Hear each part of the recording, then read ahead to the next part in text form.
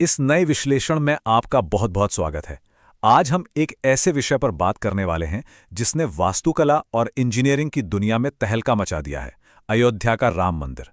देखिए, इसकी सांस्कृतिक अहमियत के बारे में तो हम सब जानते हैं, वो तो विशाल है ही। लेकिन आज हम इसके उस पहलू पर जोर डालेंगे जो अक्सर छिप जाता है, और वो है इसका अभूतपूर्व इंजीनियरिंग स्केल। ये सिर्फ ईंट पत्थर की इमारत नहीं है, बल्कि विज्ञान, इतिहास और वास्तुकला का एक ऐसा मास्टरपीस है जिसे समय की हर कसौटी पर खरा उतरने के लिए डिजाइन किया गया है। जरा इस आंकड़े पर गौर कीजिए, 1000 साल से भी ज्यादा। ये कोई मामूली नंबर नहीं है, बल्कि इस पूरी परियोजना का सबसे मुख्य लक्ष्य है। जरा सोचिए, एक ऐसी विशाल संरचना तैयार करना जिसे आने वाली एक सहस्राब्दी यानी पूरे 1000 साल तक बिना किसी बड़ी खरोंच या डैमेज के शान से खड़े रहना है। आज के इस आधुनिक युग में जहां गगनचुंबी इमारतों की उम्र अक्सर 50 से 100 साल ही आंकी जाती है, वहां 1000 साल का टारगेट सेट करना अपने आप में एक बहुत बहुत बड़ी इंजीनियरिंग चुनौती है ना?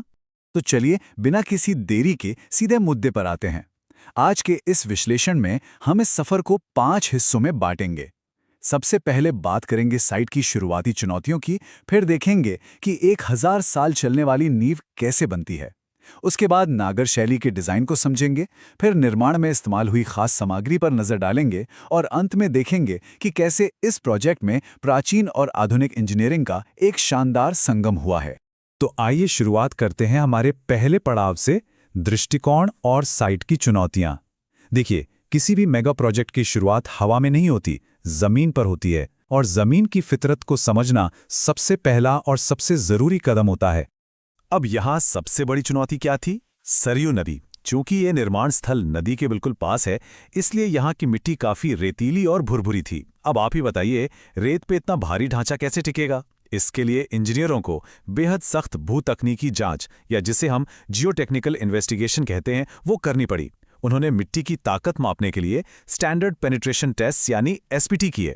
ये सुनिश्चित करना बिल्कुल जरूरी था कि ये जमीन ऊपर बनने वाले लाखों टन के ढांचे को बिना धसे सुरक्षित रूप से सह सके। मिट्टी की इस बारीक टेस्टिंग के बाद हम अपने दूसरे हिस्से पर आते हैं, और ये हिस्सा मेरा सबसे पसंदीदा है। 1000 साल की नींव, और वो भी बिना स्टील के। अब यहाँ आपके दिमाग में ये सवाल जरूर आ रहा होगा कि भाई, आज के दौर में बिना स्टील के कोई इतनी बड़ी इमारत कैसे बन सकती है? क्योंकि हम तो यही देखते आए हैं कि हर बड़ी बिल्डिंग में लोहे और स्टील का जाल बिछा होता है। लेकिन याद है हमारा लक्ष्य? 1000 साल।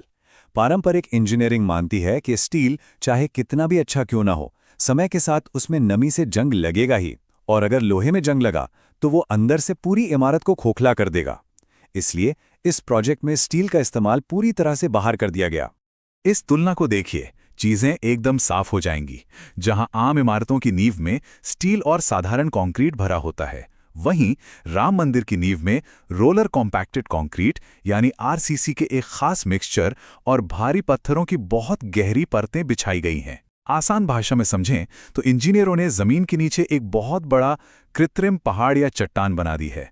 ये बिना किसी स्टील के इतनी गजब की मजबूती देता है कि ऊपर की पूरी इमारत इस कृत्रिम चट्टान पर सदियों तक अड़ी रह सकती है।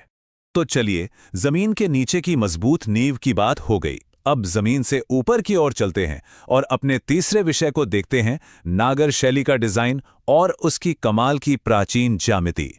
राम मंदिर को जिस डिजाइन में बनाया गया है, उसे नागर शैली कहते हैं। ये उत्तर भारत की एक बहुत ही प्राचीन और प्रतिष्ठित वास्तुकला है।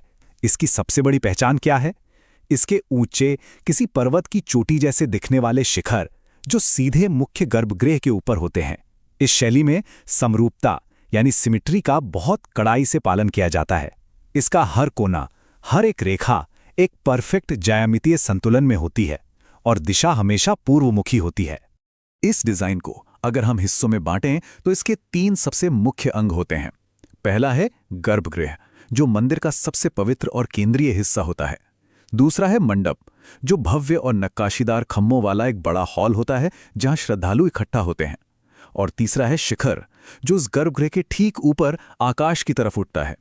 ये सिर्फ दिखने में खूबसूरत नहीं होते, बल्कि ये पूरी इमारत के वजन को एक बहुत ही वैज्ञानिक तरीके से नीचे जमीन की तरफ ट्रांसफर करते हैं। अब आते हैं अपने चौथे और बेहद दिलचस्प हिस्से पर, निर्माण की सामग्री और पत्थरों का संयोजन। डिजाइन तो कागज पर बन गया, लेकिन इसे हकीकत में बदलने के लिए कौन सी सामग्री चुनी गई जो 1000 साल तक मौसम की मार झेल सके? यहाँ पत्थरों का चयन बहुत सोच समझकर किया गया है। मुख्य रूप से 2 तरह के पत्थरों का खेल है यहाँ। जमीन के ऊपर जो बेस या चबूतरा प्लिंथ है, उसके लिए सॉलिड ग्रेनाइट का इस्तेमाल हुआ है। ग्रेनाइट जमीन की नमी को ऊपर आने से रोकता है और एक चट्टान जैसा बेस देता है। और जो मुख्य मंदिर की ऊपरी संरचना है, उसके लिए राजस्थान का मशहूर बंसी पहाड़पुर का गुलाबी बलुआ पत्थर यानी सैंडस्टोन चुना गया है। ये पत्थर न केवल हजारों साल टिकने के लिए जाना जाता है, बल्कि इस पर बहुत ही बारीक और सुंदर नक्काशी की जा सकती है। अगर निर्माण के चरणों को देखें तो ये एक बहुत ही व्यवस्थित प्रक्रिया रही है। पहले जमीन के नीचे वो विशाल नींव तैयार हुई, फिर ग्रेनाइट का मजबूत प्लिंथ बना, उसके बाद खंभे खड़े किए गए और अंत में शिखर का निर्माण हुआ। लेकिन यहाँ जो चीज़ सबसे ज़्यादा हैरान करती है वो है पुरानी और नई तकनीक का एक साथ काम करना। एक तरफ जहां भारी भरकम क्रेनों से टनों वजनी पत्थर बिल्कुल सटीक जगह पर रखे जा रहे थे, वहीं दूसरी तरफ कारीगर अपने हाथों से उन पत्थरों पर छेनी हथौड़े से सदियों पुरानी कला उकेर रहे थे। ये नज़ारा वाकई अद्भुत है। लेकिन फिर वही बात, बिना स्टील और सीमेंट के इतने पत्थरों का वजन कैसे टिक रहा है?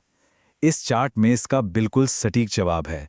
इसका पूरा राज है इंटरलॉकिंग, यानी पत्थरों को इस तरह से काटा गया है कि वो एक दूसरे में किसी पजल के टुकड़ों की तरह फंस जाते हैं। पिलर और बीम का सिस्टम रोजमर्रा के वजन को संभालता है और नीचे की वो विशाल कृत्रिम नींव भूकंप के झटकों को अपने अंदर सोखने का काम करती है। ये विशुद्ध भौतिकी यानी प्योर फिजिक्स का कमाल है। और अब हम पहुंच गए हैं अपने 5वें और आखिरी पड़ाव पर, प्राचीन और आधुनिक इंजीनियरिंग का संगम। चलिए देखते हैं कि कैसे इस प्राचीन डिजाइन में आज की सबसे आधुनिक तकनीक को पिरोया गया है। देखिए, ये पूरा परिसर सिर्फ पत्थरों का एक ढांचा नहीं है, ये अपने आप में एक पूरा इकोसिस्टम है। मंदिर के बाहर की दुनिया पूरी तरह से हाईटेक है। लाखों की भीड़ को बिना किसी भगदड़ के कैसे मैनेज करना है, इसके लिए खास रास्ते डिजाइन किए गए हैं। इसके अलावा पूरे परिसर में बेहतरीन जल निकासी यानी ड्रेनेज सिस्टम और भूकंप से बचाव की सबसे एडवांस तकनीक का इस्तेमाल हुआ है, ताकि कोई भी प्राकृतिक आपदाएं ये परिसर पूरी तरह से सुरक्षित रहे। अगर मुझे इस पूरी परियोजना को सिर्फ एक लाइन में समेटना हो तो मैं यही कहूंगा कि ये एक आधुनिक और प्राचीन वास्तुकला का बेहतरीन संगम है। यही इस प्रोजेक्ट की असली जीत है। इसने एक तरफ पारंपरिक कारीगरों की उस बारीक नक्काशी और हजारों साल पुरानी ज्यामिति को जिंदा रखा है, और दूसरी तरफ आज की सबसे उन्नत, भविष्य को सुरक्षित रखने वाली इंजीनियरिंग का सहारा लिया है। तो चलिए, इस चर्चा को खत्म करने से पहले मैं आपके लिए एक बहुत ही दिलचस्प सवाल छोड़कर जा रहा हूं। जरा सोचिए, अगर आज की हमारी सभी आधुनिक गगनचुंबी इमारतें बिना स्टील के बनाई जाती तो उनमें से कितनी इमारतें साल 3000 तक टिक पाती? राम मंदिर का ये निर्माण सिर्फ हमें एक पुराना आर्किटेक्चर नहीं दिखाता, बल्कि ये आज की इंजीनियरिंग रणनीतियों पर एक बड़ा सवाल भी खड़ा करता है। इस गहन विश्लेषण में मेरे साथ जुड़ने के लिए आपका बहुत बहुत शुक्रिया। हमेशा कुछ नया सीखते रहिए और ऐसे ही दिलचस्प सवाल पूछते रहिए।